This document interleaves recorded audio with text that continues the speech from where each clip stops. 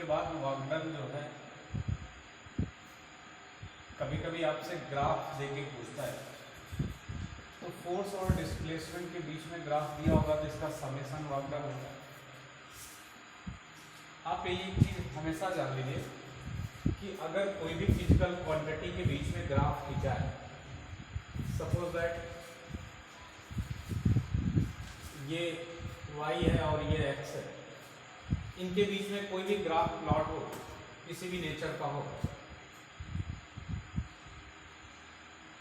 और एक तीसरी कोई फिजिकल क्वांटिटी है जिनका रिलेशन इन दोनों के साथ है,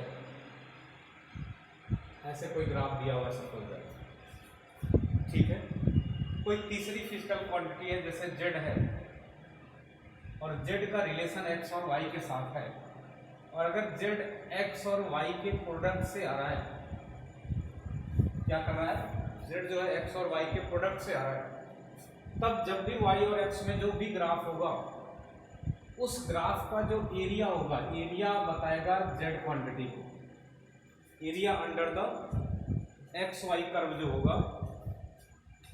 ये फिजिक्स में एक बेसिक कॉन्सेप्ट है, आपको मालूम भी होना चाहिए कि area under y x curve, ये क्या बताएगा आपको,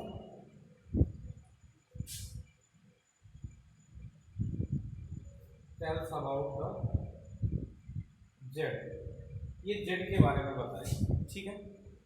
आप अगर यहां से देखें तो यहां अगर फोर्स और डिस्प्लेसमेंट को देखें तो ये वर्क बता रहा है डब्ल्यू, डब्ल्यू क्या है, ये सिग्मा एफ एक्स है, एफ डॉट एक्स, तो ये इनके प्रोडक्ट से आ रहा है। तो कभी भी अगर कोई भी आपको ग्राफ दिया हो और किसके किसके बीच में हो, फोर्स और डिस्प्लेसमेंट के बीच में हो, तो ऐसे सिचुएशन में जब भी आपको वर्क डन निकालना होगा तो वर्क डन क्या आएगा, वर्क डन आएगा area under F x curve. ये जो एरिया होगी, ये एरिया क्या बताएगी, एरिया इज इक्वल टू क्या हो जाएगा आपका, वर्क डन हो जाएगा। क्लियर है।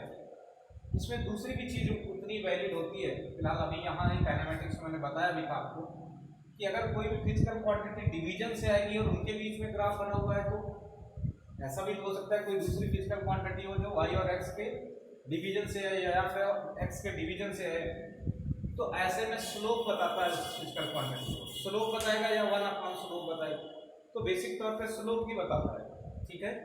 तो कोई भी एरिया अगर कोई भी वर्क डन अगर आपको निकालना है और एफ एक्स ग्राफ आपको दिया हुआ है, तो आप क्या कर देंगे, सीधे सीधे इसका एरिया निकाल लेंगे और एरिया निकालने के बाद क्या बता देंगे, वर्क डन बता देंगे। आ रहा है समझ में?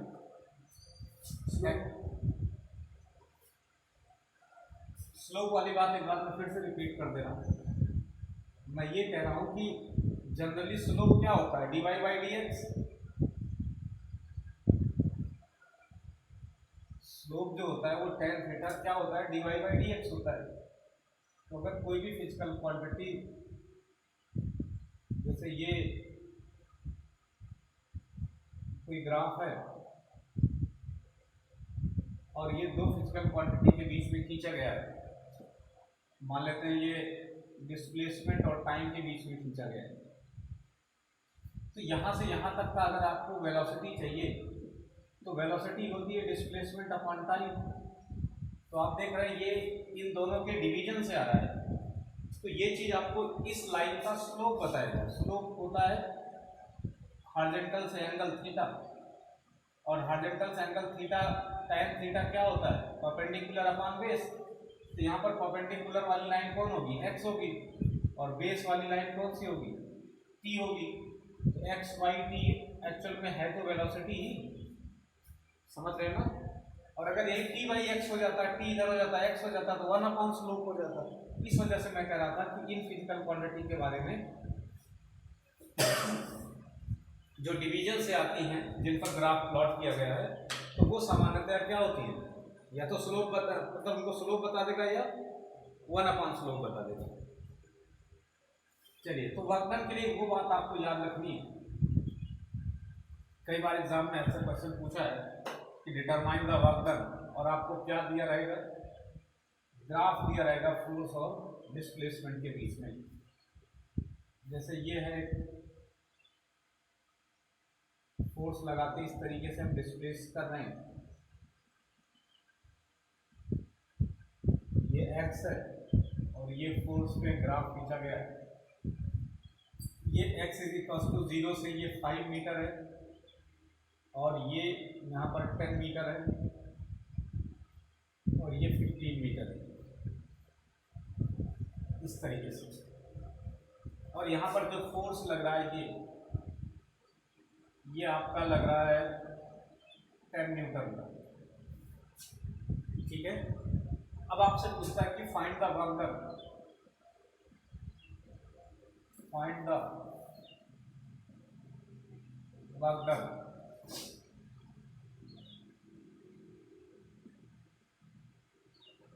वर्क डन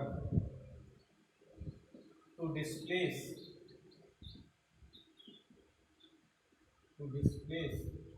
15 मीटर, 15 मीटर 0 से 15 metre to displace from 0 to 15 metre, ऐसे लिखो, from 0 to 15 मीटर। यहां तक डिस्प्लेस करने में कितना वर्क डन करना पड़ेगा ये आपसे पूछा।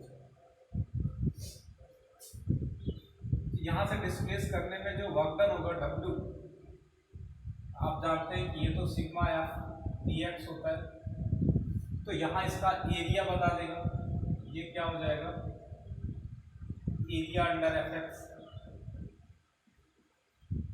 fx के अंदर जो एरिया होगा वो बताएगा। तो यहाँ पर अगर आपको एरिया निकालना है तो ये तो एक तो तरीका ये है कि पूरा ट्रेपेजियम बन रहा है, आप क्या करेंगे, इस तरीके से निकालेंगे। दूसरा तरीका ये है कि ये आप ट्रायंगल बन रहा है, इतने का अलग निकाल लीजिए, इतने का अलग निकाल लीजिए, इतने का अलग, और सबको ऐड कर लीजिए। तो जैसे W1 जो आ जाएगा वो क्या हो जाएगा, एरिया ऑफ दिस ट्रायंगल, और इस ट्रायंगल का एरिया क्या होगा, ये होता है half times base into height. तो बेस क्या है आपका 5 मीटर, इंटू में हाइट कितनी है 10 न्यूटन, तो ये W1 हो जाएगा। ऐसे W2 निकालेंगे तो W2 की वैल्यू क्या हो जाएगी, ये तो एक रेक्टेंगल बनेगा, और रेक्टेंगल बनेगा तो this length into this length. अब ये लेंथ कितनी है, 5 से 10 के बीच में जो लेंथ है ये 5 मीटर हो जाएगी ये।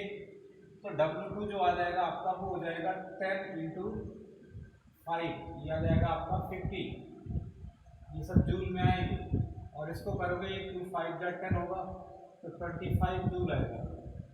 और लास्ट में जब W3 की बात करोगे, W3 जो होगा ये भी एक टाइप का ट्रायंगल है, तो ट्रायंगल में भी क्या होगा, बेस इंटू हाइट होगा, और आप देख रहे हैं बिल्कुल सिमेट्री है, तो ये भी हाफ इंटू 10 ये हो जाएगा, और इंटू बेस की वैल्यू 5 हो जाएगी, तो ये भी क्या आ जाएगा 25 आ जाएगा, 25 जूल।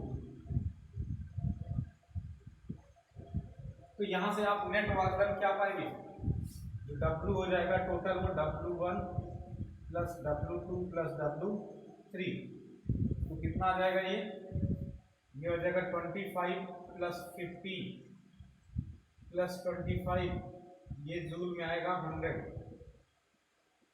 तो 100 जूल आ जाएगा। समझ में आ रहा है कैसे करना है इस टाइप के क्वेश्चन को, नोट करिए।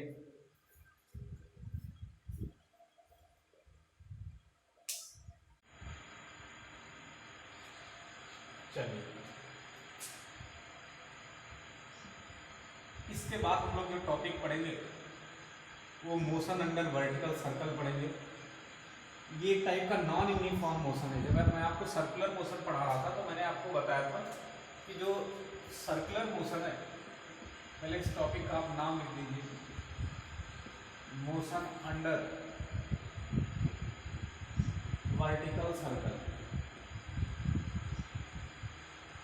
तो जब मैं आपको सर्कुलर मोशन पढ़ा रहा था तो हमने ये कहा था कि सर्कुलर मोशन दो तरीके की होती है। एक आपको यूसीएम पढ़ाया था, यूनिफॉर्म सर्कुलर मोशन, और एक नॉन यूनिफॉर्म सर्कुलर मोशन होता है। यूनिफॉर्म सर्कुलर मोशन,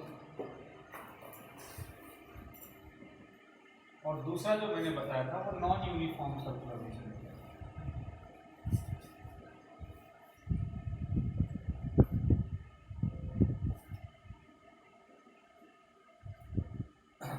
ये मैंने आपको पढ़ाया था और बताया था इसमें सारी डिटेल।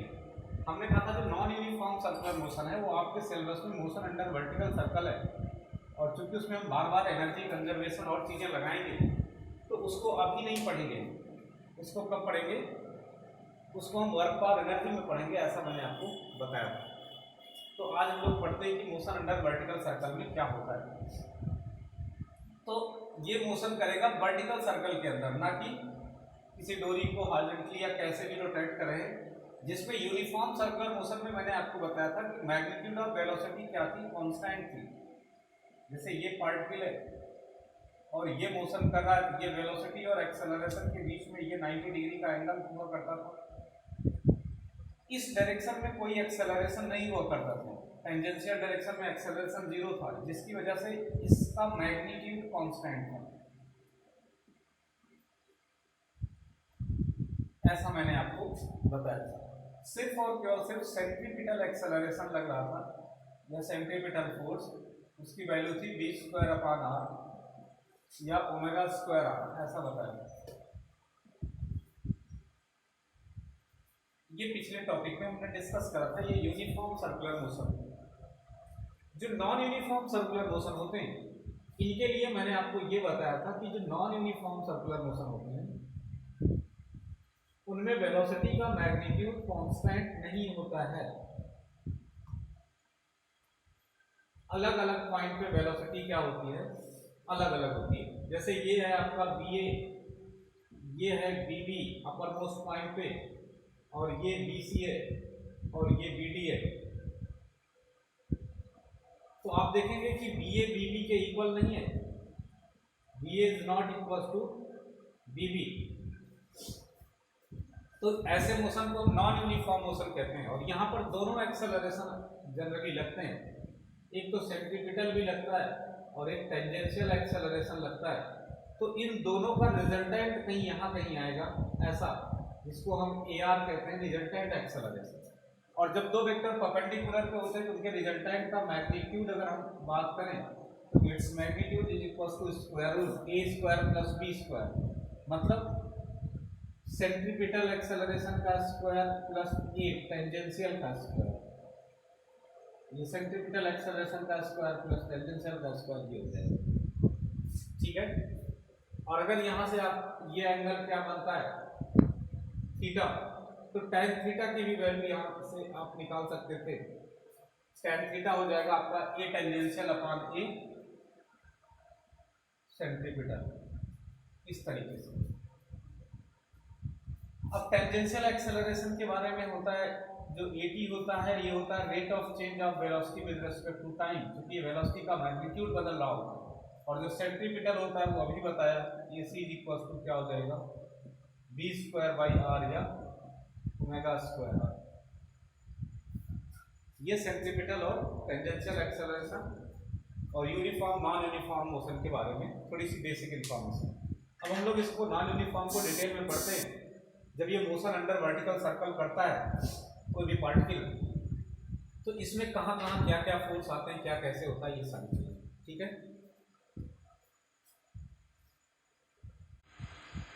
हम लोग मोशन अंडर वर्टिकल सर्कल पढ़ते हैं।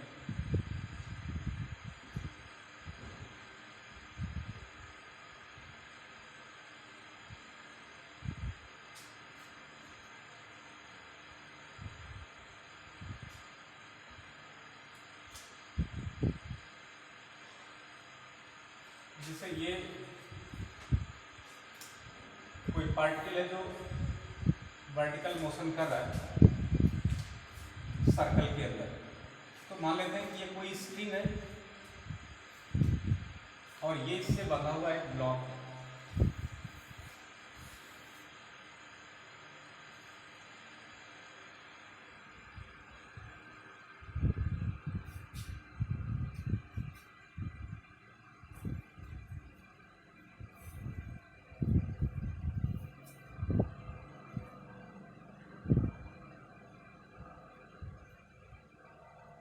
तरीके से है,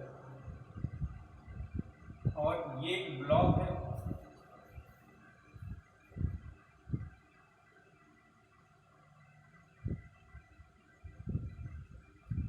और ये एक डोरी है, और इसको इस तरीके से वर्टिकली हम रोटेट कर रहे हैं, ऐसे ऐसे पकड़ के इस तरीके से, नो ऐसे।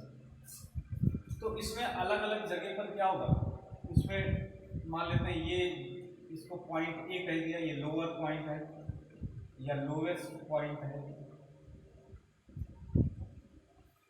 और अपर पॉइंट को यहाँ पर इसको हमने पॉइंट बी कह दिया, ये ठीक है। अब जब ये मोशन परफॉर्म करेगा तो आप देखेंगे कि इसकी वेलोसिटी जो होगी वो इस डायरेक्शन में होगी, इसको हम VA कह दे रहे हैं, ऐसा। अब जब ये लोएस्ट पॉइंट पे मोशन परफॉर्म करेगा तो इसमें पहले ये देखेंगे कि सेंट्रीपिटल फोर्स लगेगा, और इसमें जो लगने वाला सेंट्रीपिटल फोर्स होगा वो इसको मिलेगा कहाँ से, तो आप देखेंगे इसका वेट फोर्स जो होगा इस ब्लॉक का, अगर मास इसका m है, इसका वेट फोर्स डाउनवर्ड लगेगा जो mg होगा, और इसमें टेंशन किधर लगेगा, डोरी में, ये अपवर्ड लगेगा ऐसे, ठीक है। और इसमें टेंशन भी अलग अलग जगह वेरी करता रहता है, क्योंकि वेट का फोर्स का कंपोनेंट अलग अलग जगहों पर क्या होगा, अलग अलग। जैसे मान लेते हैं यहाँ पर ये क्या हो गया, इसको हमने TA कह दिया, और ये डाउनवर्ड mg। तो यहाँ पर नेट फोर्स सेंटर की तरफ कौन सा लग रहा है, अगर नेट फोर्स की बात करें तो आप बोलोगे, अगर न्यूटन का सेकंड लॉ लगाते हैं तो TA ऊपर की तरफ लग रहा है, माइनस mg नीचे की तरफ, तो ये नेट फोर्स हुआ, और यही इसको क्या प्रोवाइड करेगा, सेंट्रीपिटल फोर्स, जिसकी वजह से ये रोटेट कर रहा होगा। तो सेंट्रीपिटल फोर्स यहाँ से क्या हो जाएगा, mVA² अपान, अगर इसकी लेंथ L है, इस दूरी की लेंथ क्या है, L है, तो ये रेडियस ऑफ द सर्कल हो जाएगी, तो mv² r या mv² ये L हो जाएगा। तो ये लोएस्ट पॉइंट पे एक आपको इक्वेशन ये समझनी है, बहुत बेहद इंपॉर्टेंट। तो ये समझ में आए कैसे ये इक्वेशन आई है, ये तो सभी को क्लियर हो। इसके बाद अगर ये ऐसे मोशन करते हुए ऊपर जाता है, सपोज है यहाँ पर, तो आप देखेंगे यहाँ सिचुएशन थोड़ा डिफरेंट है। मान लेते हैं यहाँ पर वेलोसिटी क्या है, ये VB है, तो वेलोसिटी चेंज होगी यहाँ पर। यहाँ पर आप देखेंगे कि जो इसके फोर्स की वैल्यू है वो बदली हुई होगी। हमने कहा था टेंशन को जहां से हम वॉच करेंगे उससे क्या होगा, अपोजिट डायरेक्शन में ही होगा, अबे होगा। तो यहाँ पर टेंशन TB जो होगा ये अपवर्ड होगा, लेकिन वेट फोर्स क्या होगा, इसी की तरफ लगेगा mg, ठीक है। तो यहाँ पर जो नेट इसको फोर्स मिलेगा, अगर यहाँ से आप वॉच करते हैं तो इस पे लगने वाला, और अगर इसकी तरफ से देखेंगे आप, इसकी तरफ से इस ब्लॉक पे अगर देखेंगे कि ब्लॉक पे क्या लग रहा है, तो आप ऊपर से अगर देख रहे हैं तो ब्लॉक पे अगर इसको देखेंगे तो टेंशन ब्लॉक से भी अभी होगा। यहाँ से अगर इसको चेक कराएं तो इस पे फोर्स टेंशन किधर लगेगा, ये अबे लगेगा। आ रहा है समझ में कि नहीं? तो यहाँ से आप ये पाएंगे कि अगर ये TB है तो TB प्लस mg, ये दोनों मिलके इसको क्या प्रोवाइड करेंगे, सेंट्रीपिटल फोर्स प्रोवाइड करेंगे। मतलब ये हो जाएगा mVB² अपान L। तो एक तो यहाँ से आपको ये पता पड़ना चाहिए कि टेंशन कहाँ ज्यादा आपको दिखना चाहिए, आपको कहाँ कम। आप देख रहे हैं जो TB की वैल्यू है वो मास इंटू वेलोसिटी का स्क्वायर अपान L, और ये उधर जाएगा तो ये माइनस mg होगा। और जबकि TA की वैल्यू को अगर आप देखेंगे तो TA की जो वैल्यू आ रही है ये उधर होगा तो प्लस में होगा, तो ये क्या होगा, मास इंटू VA² अपान L, और ये प्लस में mg आ रहा है। समझ पा रहे हैं? तो कौन सा टेंशन आपको ज्यादा लग रहा है, TA या TB? TA ज्यादा लग रहा है, क्यों? क्योंकि उसमें इतने फोर्स के बाद हम इसको ऐड कर रहे हैं, और इसमें क्या है, इतने फोर्स के बाद इसको डिफरेंस कर रहे हैं, ठीक है। तो यहाँ से टीए ज़्यादा होता है टीबी से। तो आपसे एक तो क्वेश्चन ये पूछता है कि डोरी पार्ट टूटने का खतरा नीचे ज़्यादा होता है या ऊपर? नीचे। जब आप इसको घुमाते हो तो घुमाते घुमाते इस तरीके से ले जाते हो तो आप देखते हो कि नीचे की तरफ टूटने का खतरा ज़्यादा होता है accept the upper point.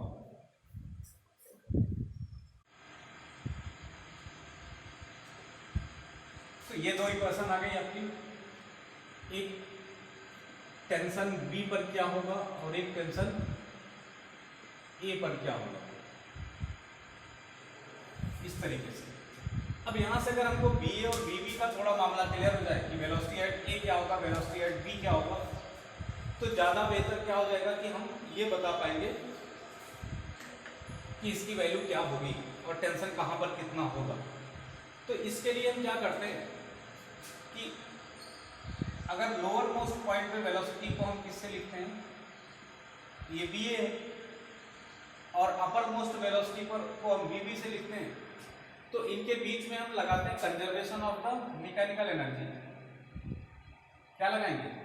Conservation of mechanical energy. और कंजर्वेशन ऑफ मैकेनिकल एनर्जी लगाएंगे तो हम ये कहेंगे कि यहाँ पर हम ग्रेविटेशनल पोटेंशियल एनर्जी का लेवल 0 मान ले रहे हैं। तो यहाँ पर क्या हो जाएगा, ये इतनी लेंथ L है और ये कितना है, ये भी L है, तो ये 2L हो जाएगा, तो mg इंटू 2L हो जाएगा और ये प्लस में होगा। समझ में आ रहा? अरे इतना क्लियर है ना? तो इसको मिटा रहे हैं इधर और इधर कंजर्वेशन ऑफ एनर्जी लगाते हैं। ये इक्वेशन आपको ध्यान होनी चाहिए जो अभी बताया, ये ई और टीवी वाली। तो यहां से अगर हम लगाते हैं by the conservation of mechanical energy,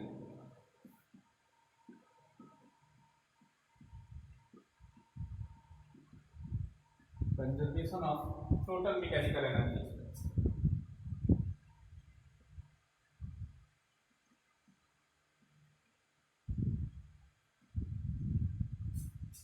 तो किसके किसके बीच में लगा रहे हैं, ए एंड बी पॉइंट के बीच में। तो हम ए पर ग्रेविटेशनल पोटेंशियल एनर्जी का लेवल 0 माने हैं, तो पहले तो हम लिख लेते हैं कि potential energy at A plus kinetic energy at A is equal to potential energy at B plus kinetic energy at B. ठीक है, अब पोटेंशियल एनर्जी एट ए पर हमने 0 मान लिया है तो ये 0 हो जाएगा। काइनेटिक एनर्जी होगी हाफ एम बी ए square.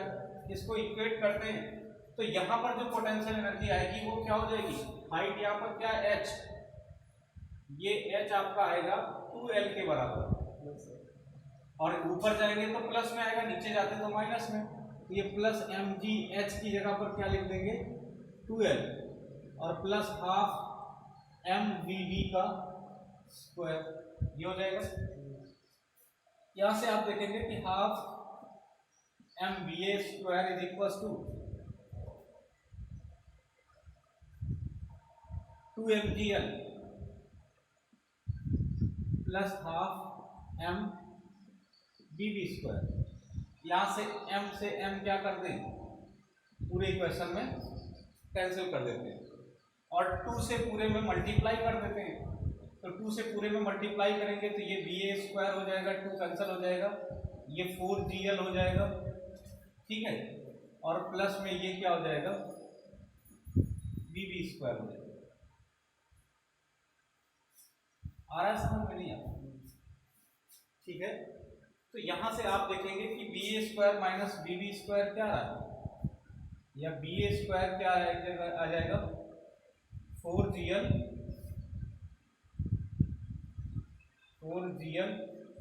Plus B B square, या बी ए square minus B B square आ जाएगा 4gl। अब यहां से एक बहुत ही इंपॉर्टेंट रिजल्ट आने वाला है। ये बी ए और बी बी में रिलेशन आ गया। ठीक है, बी ए और बी बी में ये रिलेशन होगा।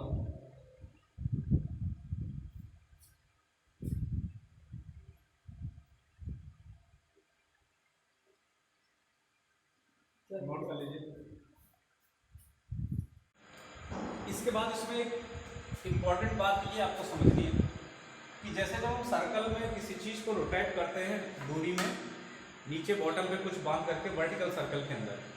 तो मैंने आपको बताया कि टेंशन सबसे ज़्यादा नीचे होता है।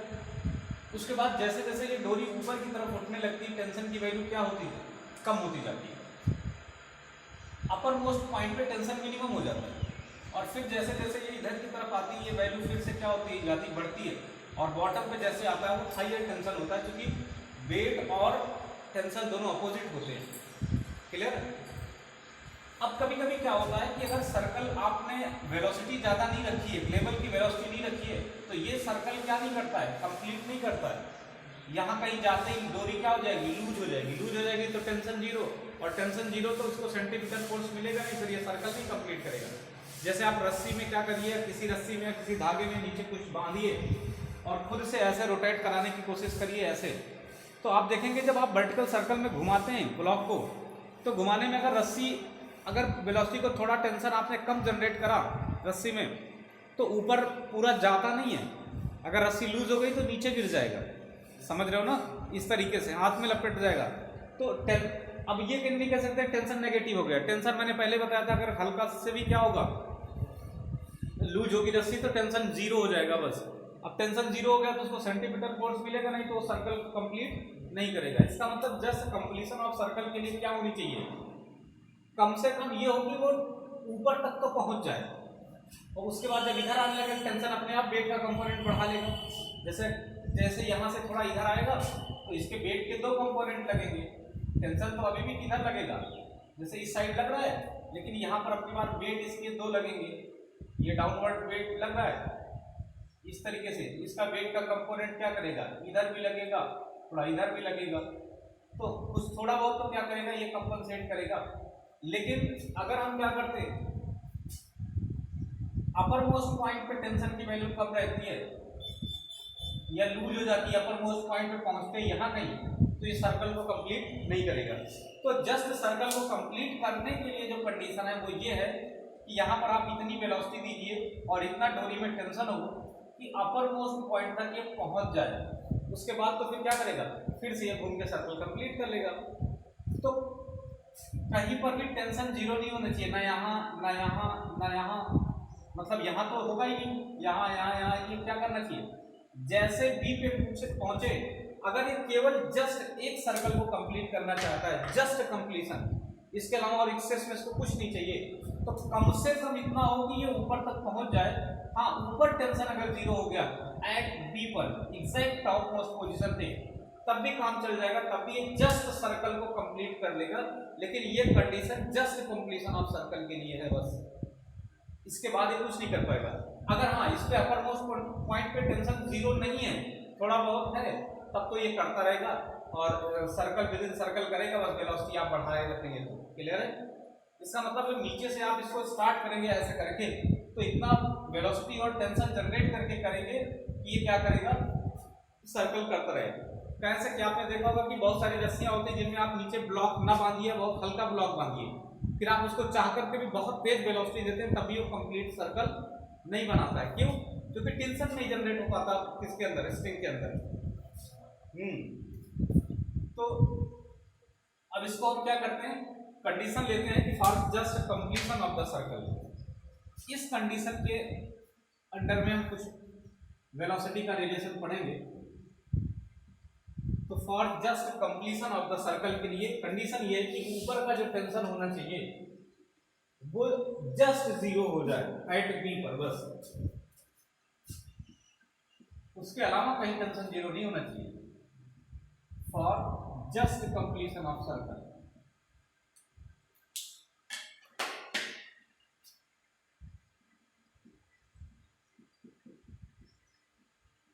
Just completion of one circle. एक बार अगर सर्कुलर मोशन करना है तो minimum tension upper most point पे क्या होना चाहिए, ये जीरो हो सकता है। मतलब टीवी को आप क्या कह सकते हैं कि चलो यहाँ पर जीरो हो जाएगा तो हम मान सकते हैं। तो हमने निकाला क्या था, हमने दोनों को नीचे लिखा था, तो हमने ऐसा लिखा था कि mg प्लस टीवी, ये क्या हो जाएगा mvv स्क्वायर बाई एल, ये तो निकाला था। तो यहाँ से आप ये पाएंगे कि जो टीवी की वैल्यू है ये क्या हो जाएगी, ये हो जाएगी एम बी बी का स्क्वायर अपॉन एल, और ये उधर जाएगा तो माइनस में एम जी होगा, और यही तो होगा टीवी। अब हमने कहा कि टीवी को जस्ट कंप्लीशन की कंडीशन लगाएंगे तो क्या लिख देंगे, जीरो। तो जीरो इज इक्वल टू क्या हो जाएगा, m b B square by l minus m g. यहां हम ये लिख सकते हैं m b B square over l is equal to m g, और यहां से इसको हम काट देंगे तो आप बी बी स्क्वायर की वैल्यू क्या पाएंगे, जीरो, या बी बी क्या हो जाएगा, स्क्वायर रूट जीरो। इसका मतलब ये हुआ कि कम से कम इतनी वेलोसिटी और टेंशन जीरो होगा। It is the condition of the just completion of circle. किसी को अगर जस्ट सर्कल को कंप्लीट करना हो तो जो बी पर वेलोसिटी होनी चाहिए वो मिनिमम कितनी होनी चाहिए, स्क्वायर रूट जीएल होनी चाहिए, और टेंशन कहीं नहीं जीरो होना चाहिए एक्सेप्ट एट द टीवी, और वो कम से कम जस्ट जीरो हो बस, तब ये जस्ट सर्कल को कंप्लीट करेगा। अगर वेलोसिटी इससे कम हो गई तो वो सर्कल को कंप्लीट नहीं करेगा। या अगर आपसे पूछा जाए कि what is the condition of the circular motion under the vertical circle, तो इसके लिए ये होना चाहिए कि b B square root gl होगा, तो ये तो जस्ट सर्कल को कंप्लीट करेगा। तो कंडीशन ये होनी चाहिए कि या तो इससे ज्यादा हो, अगर कम हो तो कम से कम क्या हो, बराबर हो, तब ये सर्कल को जस्ट कंप्लीट करेगा। और दूसरी चीज टेंशन के लिए भी यही कंडीशन है कि जो टीवी की वैल्यू है या तो ये जीरो से बड़ी हो तब तो करेगा ही करेगा, लेकिन अगर कम से कम एक ही सर्कल घुमानी है आपको तो जीरो के बराबर तो होनी ही चाहिए। समझ में आ रहा है ना? तो this is the condition for the circular motion. अब इस मिनिमम कंडीशन को लगाते हैं कि मिनिमम अगर जीएल है तो जस्ट सर्कल को कंप्लीट करने वाली है, तो बीए की वेलोसिटी क्या हो जाएगी, उसको भी यहां से सॉल्व करेंगे। नोट करिए पहले इसको। अब यहां से लोअर मोस्ट पॉइंट पे भी हम कम से कम वेलोसिटी निकाल सकते हैं कितनी होनी चाहिए। तो लोअर मोस्ट पॉइंट के लिए जब हमने आपको रिलेशन निकाला था, अभी याद हो, तो हमने कहा था कि B A square is equal to क्या आया था, 4GL प्लस में बी बी स्क्वायर, यही आया था, नहीं आया था? अरे यही आया था, आप देखेंगे भी ढूंढना। तो यहां से आप ये पाओगे कि ये जो बी ए स्क्वायर कम से कम कितना होना चाहिए, तो आप कहोगे कम से कम बीबी पे डिपेंड कर रहा है, मतलब बीबी तक पहुंचने के लिए कितना होना चाहिए, स्क्वायर रूट जीएल। तो इसको अगर हमने क्या कर दिया, 4GL कर दिया, तो बीबी की वैल्यू स्क्वायर रूट जीएल है, तो बीबी स्क्वायर की क्या हो जाएगी, ये तो 4GL है तो वो जीएल हो जाएगी। अरे बीबी स्क्वायर जीएल हो जाएगा ना, इसका स्क्वायर करोगे तो स्क्वायर रूट हट जाएगा ना। तो बीए की वैल्यू क्या आ जाएगी, बीए स्क्वायर की वैल्यू जो आएगी वो 5GL होगी। या हम बोल सकते हैं कि जो बीए होना चाहिए वो क्या हो जाएगा, स्क्वायर रूट 5GL होगा। तो यहां से कंडीशन बन गई कि इसी में एक चीज और अब आप ऐड कर लेंगे कि जो बीए की वैल्यू होनी चाहिए वो भी क्या होनी चाहिए, या तो अगर बराबर हो तो किसके हो, स्क्वायर रूट 5GL के, अदरवाइज इससे ज्यादा हो। ये सर्कल के कंप्लीशन के लिए रिस्पॉन्सिबल है। समझ रहे हो ना, कि कम से कम इतनी एनर्जी तो हो ही कि वो क्या कर ले, सर्कल में घूम जाए। अगर इससे ज्यादा वेलोसिटी से आप नीचे घुमा रहे हैं, अब आपसे कोई पूछे कि आप हम किसी ब्लॉक को किसी स्टिंग में बांध करके मोशन अंडर वर्टिकल सर्कल कराना चाह रहे हैं, तो लोअर मोस्ट पॉइंट पे वेलोसिटी कितनी होनी चाहिए, तो कम से कम क्या होनी चाहिए, स्क्वायर रूट 5GL, और अपर मोस्ट पे वेलोसिटी कम से कम क्या होनी चाहिए, स्क्वायर रूट GL होनी चाहिए। ठीक है, क्लियर आ रहा है समझ? आगे बढ़े।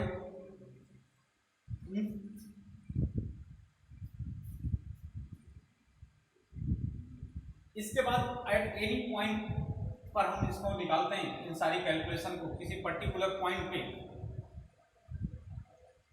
तो किसी पर्टिकुलर पॉइंट पे अगर ये वैल्यू निकालते हैं तो आपको एक जनरल फार्मूला निकल के आ जाएगा,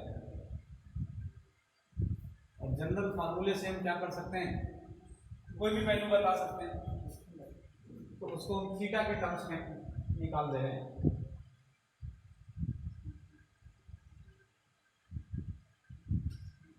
जैसे ये है, अब इसको हम किसी पॉइंट यहां पर ले आते हैं, यहां। अब ये घूमता हुआ मानते हैं कि यहां से थीटा एंगल घूमा होगा और यहां पर पहुंचा होगा इस पॉइंट पे।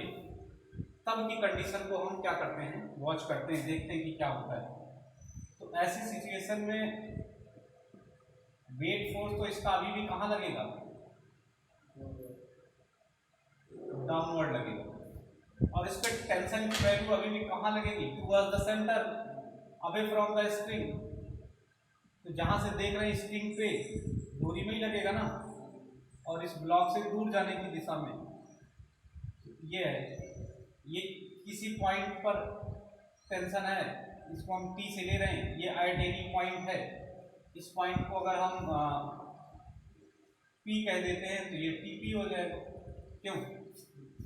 और यहाँ पर वेलोसिटी जो होगी टेंजेंट के लॉन्ग होगी सर्कल में, तो यहाँ पर ये टेंजेंशियल वेलोसिटी होगी VT, ऐसे इस डायरेक्शन में। तो आप देखेंगे कि यहाँ पर हम वो वाला फोर्स जो लगाते थे फोर्स के लिए, तो यहाँ पर ये mg का दो कंपोनेंट आएगा, एक तो इस डायरेक्शन में होगा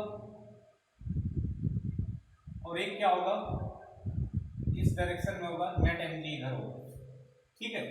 अब आप देख रहे हैं कि यहाँ से ये एंगल थीटा है, और अगर ये एंगल थीटा है तो आप देखेंगे ये वर्टिकल लाइन, ये वर्टिकल लाइन, ये स्ट्रेट लाइन, ये स्ट्रेट लाइन, ये एंगल थीटा है तो ये भी क्या होगा, थीटा होगा। और ये थीटा है तो इधर ये वेट का कंपोनेंट क्या हो जाएगा, mg cos थीटा, और इधर वाला कंपोनेंट क्या हो जाएगा, mg sin थीटा। अब आपको समझ में आ रहा होगा कि जो टेंजेंशियल एक्सेलरेशन यहाँ लग रहा है वो mg sin थीटा है, और unfortunately it acts opposite direction of the velocity, और ये opposite direction of the velocity लग रहा है, जिसकी वजह से क्या हो रहा है, magnitude of the velocity continuously decreases as it goes upper point. यहाँ लोअर पॉइंट में 5 स्क्वायर रूट 5 GL अगर मिनिमम वेलोसिटी है तो ये कम होते होते यहाँ पर स्क्वायर रूट GL बचती है, अगर इसको जस्ट सर्कल को कंप्लीट करना है तो ये वेलोसिटी लगातार कंटिन्यूअसली क्यों डिक्रीज होती है, ये कारण आपको समझ में आया होगा। Because here the weight of the component of the weight force is acting in the opposite direction of the velocity continuously, ठीक है, and it decreases the magnitude of velocity throughout the motion from lower point to the upper point। अब इन situation से क्या होगा कि हम ये देखेंगे कि वेलोसिटी का मैग्नीट्यूड तो ये कम करा है mg sin थीटा, देन आपसे अगर ये पूछा जाए कि what are doing it's this component mg cos theta, then it increases the tension। ये क्या करेगा, अगर आप ध्यान से देखें तो यहाँ से ये सेंट्रीपिटल फोर्स जो यहाँ से प्रोवाइड होगा TP, और इनका दोनों का वेक्टर डिफरेंस होगा वो। तो अब की बार हम इस जनरल फॉर्मूले को ऐसा लिखेंगे कि tension eight P minus mg cos theta, और ये किसके इक्वल होगा, यहां पर जो वेलोसिटी होगी यही तो सेंट्रीपिटल फोर्स इसको प्रोवाइड करेगा, और अपान में L। ये बात समझ में है क्या, ये हर जगह के लिए वैलिड होगा। अब जो फार्मूला निकाल रहे हैं तो ये mvp square upon L plus में क्या हो जाएगा, mg cos थीटा होगा। क्लियर, एंगल को हमेशा नीचे से ही मेजर करना है। तो एक तो ये बात हो गई। दूसरा आप क्या करिए कि यहां से कंजर्वेशन ऑफ मैकेनिकल एनर्जी लगाइए by applying conservation of total mechanical energy. इसको अप्लाई करते हैं किसके किसके बीच में, अगर इस पॉइंट को हम ए कहते हैं तो between A and A and P, और इस पॉइंट को पी बोल देते हैं। क्लियर? तो यहां पर हम पोटेंशियल एनर्जी का लेवल 0 मानेंगे, और यहां पर पोटेंशियल एनर्जी हाइट पे डिपेंड करेगी। भाई ये हाइट ये होगी, ये, तो अब की बार ये हाइट हमको निकालनी है, ये वाली, ये h है ना, और ये होगा कितना, ये पहले कैलकुलेट कर लेते हैं। ये पूरा तो l है, पूरा क्या है, l है, और हमको इतना निकालना है, तो पूरा l है, इतना कम कर देंगे तो ये आ जाएगा ना। अब ये h हमको निकालना है, तो h कैसे निकालेंगे? पहले देखिए, ये एंगल थीटा दिया हुआ है, ये एंगल थीटा दिया हुआ है, तो ये ट्रायंगल बन गया, ये छोटा सा, ये, और ये एंगल थीटा है, और ये लेंथ यहां से यहां तक क्या है, l है। अरे पेरीमीटर से सेंटर के बीच की डिस्टेंस हमेशा l होगी, ये लेंथ l है, तो ये वैल्यू l cos थीटा होगी, ये वैल्यू l sin थीटा होगी। समझ रहे हो? राइट, ये राइट एंगल ट्रायंगल है, तो आप जानते हैं l क्या होता है, l हो जाएगा आपका, सॉरी ये sin का कंपोनेंट लगाओगे यहाँ पर cos का, तो ये बेस होगा, और ये क्या होगा, हाइपोटेन्यूज, तो बेस अपॉन हाइपोटेन्यूज लगाओगे तो ये क्या हो जाएगा, l क्या हो जाएगा, दिस cos थीटा, ये हो जाएगा l cos थीटा, और ये क्या हो जाएगा, l sin थीटा। तो इतनी वैल्यू क्या हो गई, l cos थीटा, और ये वैल्यू क्या हो गई, l sin थीटा। हमको इसकी जरूरत नहीं, लेकिन इसकी जरूरत तो है, इतने की। अब ये पूरा l है, इतना क्या है, l cos थीटा, तो h नहीं निकल आएगा, यहाँ से निकल आ जाएगा। क्या होगा, यहाँ से अगर देखोगे तो आप ये पाओगे कि, अब इस वाले h को भूल जाओ, यहां से ये पाओगे कि ये जो आपका l cos थीटा है प्लस में h है, ये l के इक्वल है ना, तो यहां से h निकल आएगा, h क्या हो जाएगा, l minus l cos theta, या हम h को क्या लिख सकते हैं, l into 1 minus cos theta. ये वैल्यू की नीड पड़ेगी इनको कहां पर, जब हम क्या करेंगे, conservation of total mechanical energy बनाएंगे। तो यहाँ पर पोटेंशियल एनर्जी mgh हो जाएगी, h की ये वैल्यू रख देंगे, और काइनेटिक एनर्जी हाफ ये हो जाएगी। समझ रहे हो ना? तो ये conservation of energy, mechanical energy हमको क्या करना है, अप्लाई करना है। इतना आप अभी ऐसे नोट कर लीजिए, इसी के आगे हम नेक्स्ट टर्म पे स्टार्ट करेंगे, क्योंकि अब ये टाइम लगेगा इसको खत्म करने में भी, इसमें और बहुत सारी चीजें बतानी है। तो यहाँ तक कर लीजिए बस, इसी के जस्ट आगे नेक्स्ट टर्म से स्टार्ट करेंगे।